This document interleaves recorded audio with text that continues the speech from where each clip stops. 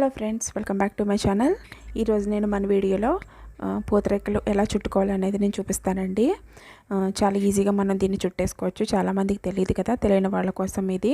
Okay, మనకి బయట పూతరేకులు ఇలాగా విడిగా దొరుకుతాయండి. అవి కొనుక్కొని తెచ్చుకుంటే సరిపోతుంది. అలాగే నేను ఆల్రెడీ తురిమిన బెల్లం కూడా రెడీగా పెట్టుకున్నాను. గట్టి బెల్లం అండి ఇది. అలాగే నెయ్యి, అలాగే జీడిపప్పు పొడం కూడా నేను రెడీగా పెట్టుకున్నాను. జీడిపప్పు పొడం వేస్తే ఏంటంటే టేస్ట్ అనేది బాగుంటుంది, కమ్మదనం వస్తుందండి. కచ్చపచ్చగా నేను మిక్సీలో గ్రైండ్ చేసుకున్న జీడిపప్పు. ఓకే, ఇప్పుడు వీటితోటి మనం పూతరేకులు అనేది ఎలా చుట్టుకోవాలనేది నేను చూపిస్తాను. ముందుగా ఒక 2 పూతరేకులు తీసుకోండి. ఇలాగా ఒక 2 రేకులు తీసుకొని ఒక దాని మీద ఒకటి పరిచేసుకోండి. ఫస్ట్ ఇలా పెట్టేసుకొని ఫస్ట్ ఒక 2 టేబుల్ స్పూన్స్ నెయ్యి యాడ్ చేసుకోండి. అలాగే బెల్లం కూడా 1 టేబుల్ స్పూన్ యాడ్ చేసుకోండి.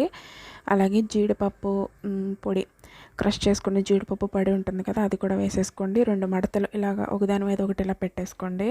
ఆ తర్వాత కొంచెం గీ యాడ్ చేసేసుకుని ఒకసారి ఇలా మనం దీనికి ఇలా రబ్ చేసుకుంటే కనుక ఇది బాగా అంటుకుంటుంది.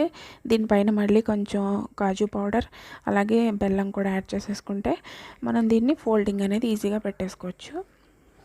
చాలామంది వాటర్తో తడుపుతారండి, అది బాగోదు.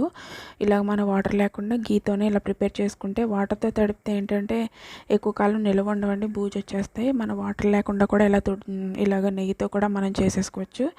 ఇలా చూసారు కదా, ఇలా త్రీ ఫోల్డింగ్స్ ఇలా పెట్టేసుకుంటే మనకి పూతరేక అనేది ప్రిపేర్ అయిపోతుంది. ఇది బయట కొనాలంటే చాలా రేటు ఉంటుంది కదండి. మనం ఇంట్లోనే రేకులు తెచ్చుకొని విడి రేకులు ఇలా చుట్టుకుంటే మనకి చాలా బాగుంటుంది. ఓకే, ఈ వీడియో కనుక మీకు నచ్చినట్లయితే లైక్ చేసి మీ ఫ్రెండ్స్ అండ్ ఫ్యామిలీకి షేర్ చేసి మన ఛానల్ని సబ్స్క్రైబ్ చేసుకోండి. Thank you.